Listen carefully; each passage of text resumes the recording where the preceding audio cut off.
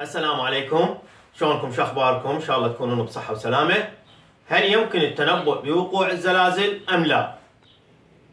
تابع المقطع وتعرف على ذلك.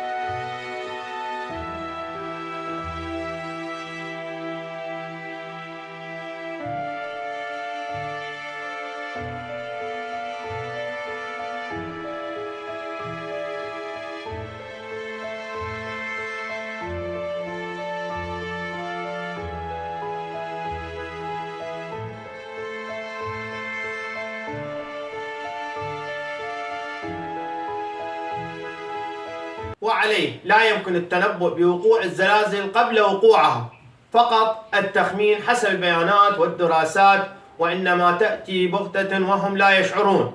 يعني الزلازل ما لها وقت معلوم وما لها ساعة معلوم، فقط تخمين حسب القراءة والاستحصاءات والشواهد والقرائن التي تجمع من خلال الحيوانات والطيور وبعض الثعابين. هذه فكرة مختصرة عن هل يمكن التنبؤ بوقوع الزلازل قبل أوانها أو لا يمكن.